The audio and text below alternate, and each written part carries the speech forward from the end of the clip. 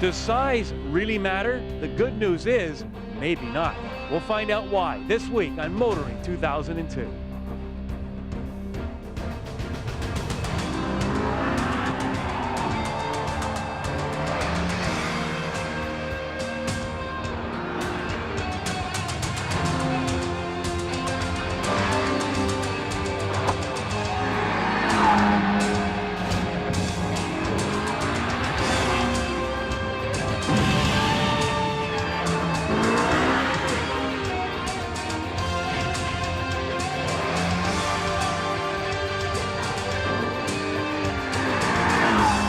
TSN's Motoring 2002 is brought to you by Quaker State Motor Oils, formulated for the vehicles you drive and the way you drive them.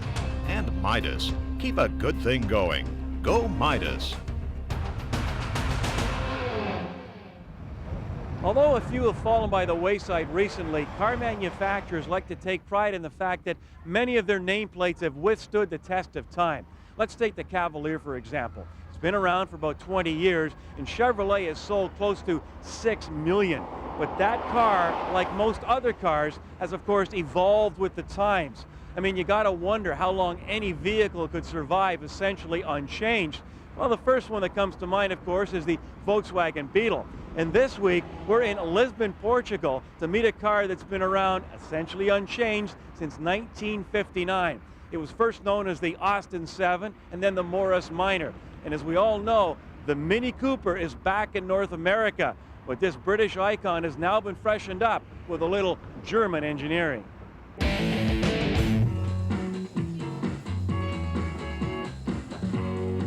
There's just so much heritage in the Mini and the Mini Cooper and Cooper S brands that it's, I think, a good idea to try and build on that and to pay some homage to it. It was a very important car at its time. I was too young for the original Mini, and I don't have a lot of nostalgia about it except in the movies. But I really love the styling of this one. This is a fun car. This is a fun and practical car, in fact. More so than the Beetle, for instance, which is just fun and not so practical. In fact, they're almost the antithesis of each other in real terms. The original was crude and cheap and small. This one is actually not small. It's quite roomy inside, and it's anything but crude. It's a very sophisticated car, and it's anything but cheap. It's a premium car, as BMW says, albeit in a relatively small package. The first car is the entry-level Mini Cooper, 24,900. It's powered by a 4-cylinder, 115 horsepower engine, 5-speed transmission, and 0 to 100 in just a nick over 9 seconds. The Cooper S, though, is the one for the true aficionado. It's a 6-speed manual gearbox. It is 163 horsepower, supercharged, $29,600, and it has all the amenities, and it's on rails, and it needs to be because it's fast. The ideal Cooper for me would be the S motor in the regular Cooper chassis with the softer suspension, and even perhaps the new CVT automatic transmission we're thinking of bringing in. The standard Cooper doesn't quite have enough power, and the Cooper S may be a little rough riding for our roads in Canada. So while I would choose the Cooper S, the idea would be an amalgam of the two. The awareness of the old car has certainly surprised us. Anybody over the age of 40 always comes up to us and says, I had one, I knew somebody who had one, and we get a number of colorful stories about one's experiences in a Mini. So very important. A lot of people are aware of the car. I think what's really going to sell this car in North America is not so much that heritage or spirit. It's going to be the trendiness of the car. It will definitely be the flavor of the month for a while. And perhaps the biggest question they'll face is how long can they make that last? BMW has to look no further than Volkswagen to see how quickly a car's popularity can fade. Initially a huge success, sales of the new Beetle continue to slump in North America. Our success will not be born out until 3 years from now when we see what happens. Our job is to make sure this car is successful in year 3 and year 4 and year 5. The easy job is to sell the cars right now. We know that. So we have to keep the car fresh. We have to keep it in front of everybody and make sure we continue to kick up a little bit of a storm and show everybody what the car's capable of. Now, if you plan on purchasing a Mini, be forewarned you'll be signing more than a check. Dealers are obliged to only sell it to a maximum of manufacturer's suggested retail price. But that doesn't stop an individual or somebody who makes it a bit of a part-time business whereby they buy a car and then resell it for a profit. We don't think that's fair. So we've said everybody who buys a car will complete a right of first refusal, which will allow us to buy the car back within the first year. We've also asked people to sign a non-export agreement because the car is so immensely hot everywhere else in the world. Again, we don't think we want to see people taking profit from the car and taking the cars that we fight to get into this country to end up going to some other market in the world where they are equally looking for more product. Performance on this new Cooper S is also quite good. Handling is excellent, but I think they've really captured the essence of what the original Mini was. Small, cheerful, fun, and practical. They're proud men, those brilliant motorists who've joined the exclusive band of Monte Carlo winners. They can all take the tightest corners, and in addition, they can all drive impeccably. And they all have the same slogan, safety first. I think that the best thing about the car is just its shape, its look. It's in some respects, it's almost disappointing because whereas the old car was very quirky, this car is so homogenized. It doesn't have any quirkiness left in it, and maybe in some respects it's lost a bit of the magic that way. It is unbelievably cute. Inside, outside, everywhere you go, you just want to go hug the car. So, I mean, you know, whether they remember it exactly for what BMW or Mini wants them to remember it for, doesn't matter at all. They'll recognize it, and that's all that counts. Does the S stand for supercharged or small? No, it stands for Suez. More later on Kenzie's Corner.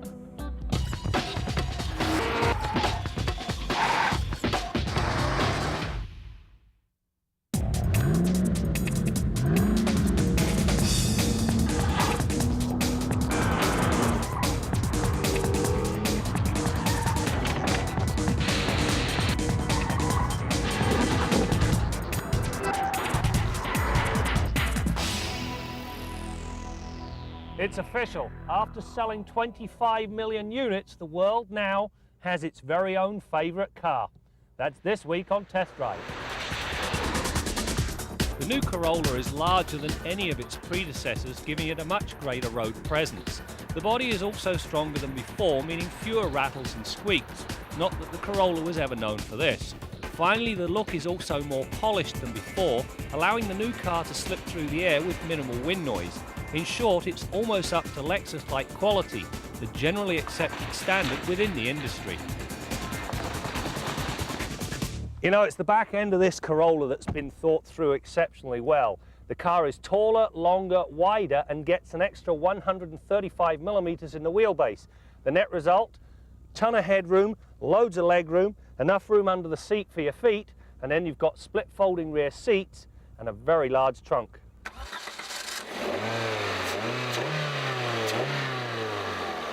The engine is similar to last year's 1.8-litre model in that it benefits from variable valve timing with intelligence over a 40-degree window. This technology spreads the 130 horsepower and 125 pounds-feet of torque out over a broader range, and while reducing both emissions and fuel consumption. In practice, this motor is a willing and lively little worker that loves to rev to redline and without getting too noisy. Indeed, it's a tactile little mill that works particularly well with a 5-speed manual gearbox. The ratios complement the engine, the shifter has a connected feel, and the clutch is nice and light with a bite point in the right spot. For those that do go with the 4-speed automatic, you give up very little. The power is still strong, and you need a stopwatch to verify the difference in performance. Now that tells you this Corolla does not have anti-lock brakes on it. In today's day and age, that is absolutely unforgivable, especially given the improvements they've made to the Corolla. The other thing, believe it or not, this mirror's fixed. You bonk that and it's going to cost you an arm and a leg. On a more positive note, at long last, they've dumped the Michelin MX V4s and gone with a good set of Pirellis. Now that's what you call a move for the better.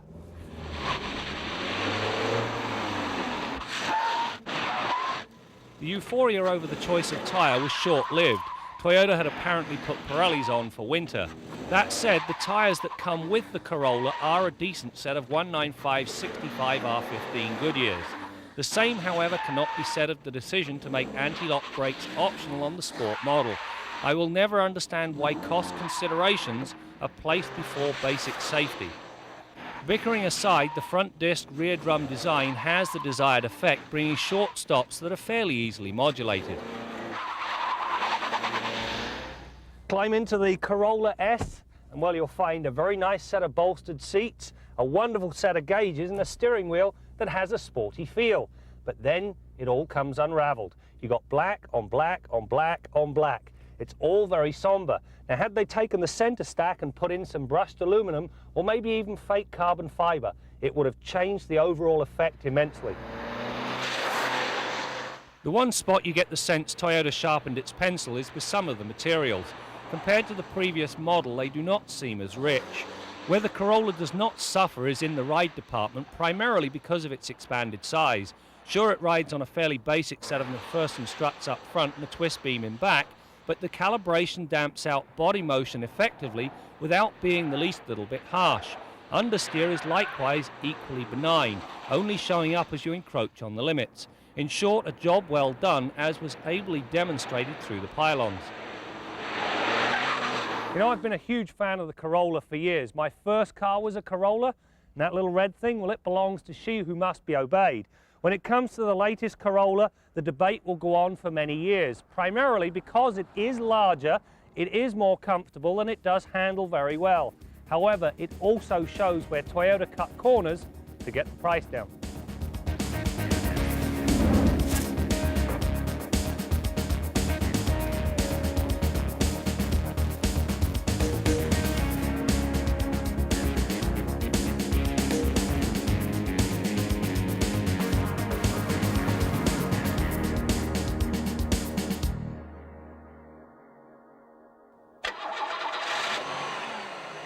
Our Midas tip of the week concerns drive belts. On most modern vehicles, you've got a belt, something like this one, that snakes its way around all the belt-driven accessories, hence the name serpentine belt. It drives the power steering pump, the alternator, the water pump, the air conditioning compressor, and in some cases, an emissions pump for the emission control system on the vehicle.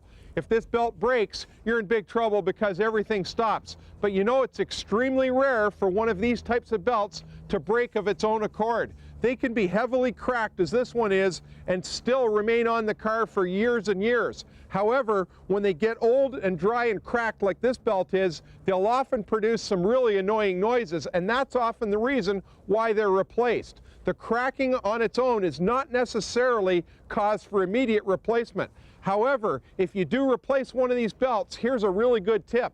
Don't throw away the old one if it was still in one piece. Put it in the trunk, because if you ever get broken down on a Saturday or a holiday, you may find that the accessory that seized and caused the belt to break, for example, a seized water pump or seized alternator, a belt tensioner that's come off, you can find somebody that can replace that part. But because there's so many different widths and lengths and styles of these belts, you may not find the correct belt when you need it most. If you kept the old one in the trunk, it'll bail you out. That's your Midas tip of the week.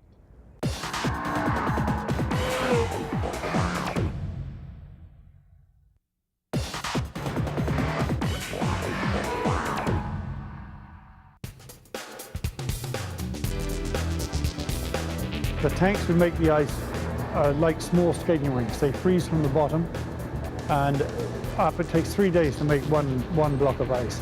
And the pumps in the water keep it circulating, so any impurities go to the top. They're siphoned off. We're left with a crystal clear block. Bulk of business for several years has been the sale of blocks, and we export 80% to the US, to Europe, and even to Israel. We're now the largest producer of crystal clear ice block, I understand, in the world, certainly in North America, producing about 25,000 blocks a year. The Mini took us from the time that we started the design until we finished 44 hours, and the design time took a big chunk of that. There was 6.5 tons of ice involved in that project. the construction or the architecture of the ice is as important as the carving itself, because you've got to know that it's going to stay up once it's been carved. You can't have the roof caving in or something like that. We try to include as much detail as possible. We think it's technically correct as far as we can do in ice anyway. It's certainly the right size. There were 4 6-footers sitting in it, so it accommodated everybody quite easily. You know, one of the attractions of the original Mini, along with its price, was being able to personalize your own Mini. And that usually meant either painting or stenciling a Union Jack onto the roof. Well, one of the options being offered on the S model by BMW Canada is your choice of either a Union Jack or a Canadian flag. How about that? All right, now let's head to the Quaker State Garage and join Bill Gardner. Let's ask Bill if he has any Mini memories. Absolutely, Brad. When I was fresh out of high school, started my mechanics apprenticeship, I had a friend who was doing exactly the same thing. He was into cars. His car of choice was the Austin Mini. I was into motorcycles, and the two of us used to cruise the streets during the summer and work on our vehicles during the winter. I remember those British cars of that era. This was early to mid-70s, were kind of garbage, and we used to joke that, you know, you worked on those things for 6 days so you could drive on the 7th. But talking about working on cars, one of the things that we're frequently doing when we're working on vehicles is analyzing the fuel pressure of the engine. Now, on a modern car with fuel injection, which is just about every car since the mid-80s, you've got a pump back in the fuel tank, an electric pump in most cases, that's driving fuel pressure along the fuel lines of the vehicle, up to the engine, up to the fuel pressure regulator and the injectors. Now, depending on the vehicle, the fuel pressure can vary quite considerably. But on this particular V6 engine in this mid-sized GM car, the fuel pressure is normally 36 to 46 psi. Now, I've hooked up the fuel pressure tester to this vehicle over here at the Schrader valve, and I want to analyze the fuel pressure regulator to see if it's responding to engine load. Now, with the engine at idle speed, I can look at the gauge and I've got a reading of 37 psi, which is normal for idle. Now, when I blip the throttle, I can see that the fuel pressure rises, and that tells me that the fuel pressure regulator is responding to engine load. The pressure regulator adjusts or tailors the amount of fuel pressure according to how much load is on the engine. For example, at idle speed, you don't need nearly as much pressure as you do at full bore acceleration. So at idle, we've got 37, and if I take the vacuum off the fuel pressure regulator, I've got 46 or 47 pounds of fuel pressure. That's what I would have at wide open throttle. One more thing I can do with this tester is open a valve over here and bleed some fuel off into a container so that I can actually see if the fuel is dirty or contaminated. Now, this is a relevant test when you get a car that's been towed in and it's got normal fuel pressure but it still won't run. You could easily have contaminated fuel. We had a car like that the other day, a Beretta, that quit about 10 minutes after going to a filling station. When we bled some fuel out into a glass container like this one, we found out that we predominantly had rusty water and just a little bit of gasoline in the bottom. So we had to drain the tank and replace all the fuel. Now, we had a car towed in the other day that had a distinct performance problem. It would run fine when it was cold, but if it had run for about an hour and you tried to restart it, it was really hard to get restarted, and then it would stall out. This particular car should have had 38 to 45 pounds of fuel pressure. We found when we read it, it had between 8 and 11 pounds of fuel pressure with the engine hot. This is why it wouldn't restart. Now, we had to pull the tank out of that car and replace the fuel pump in order to fix it, and in many cases that's a very expensive fix. On this particular car, the fuel pump was $692 plus the labor to get the tank in and out. So it can be quite an expensive fix, but certainly doing a fuel pressure test is one of the things you want to do if that engine is not running right. Till next week, I'm Bill Gardner for Motoring 2002. For more information on past and future episodes of Motoring, log on to the Motoring website at motoringtv.com, where you can email your suggestions, questions, and comments, which are always welcome. That's motoringtv.com.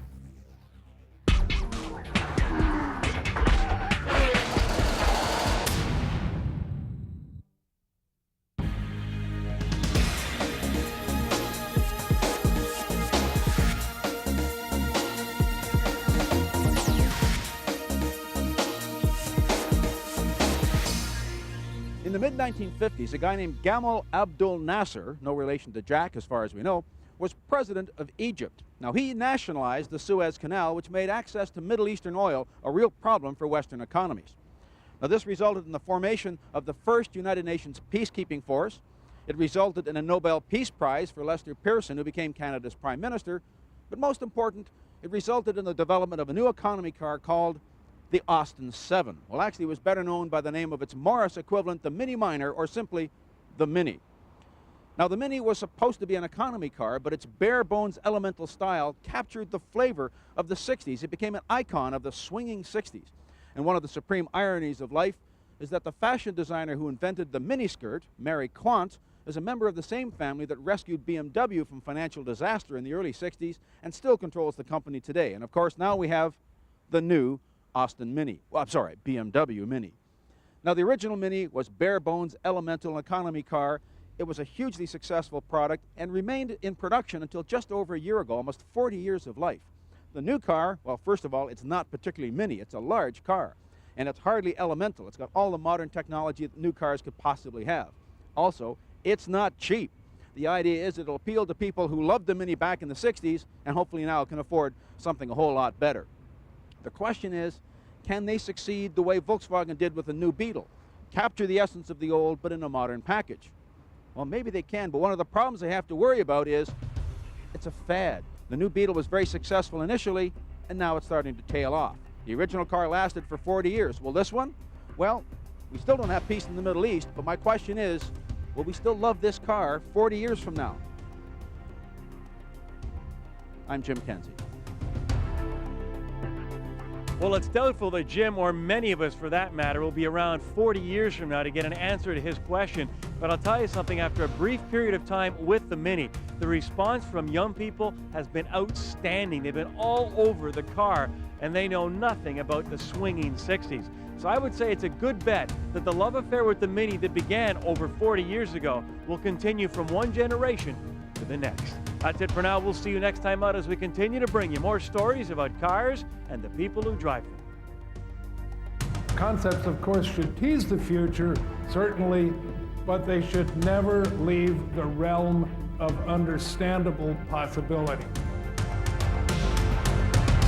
TSN's Motoring 2002 has been brought to you by Quaker State Motor Oils, formulated for the vehicles you drive and the way you drive them. And Midas. Keep a good thing going. Go Midas.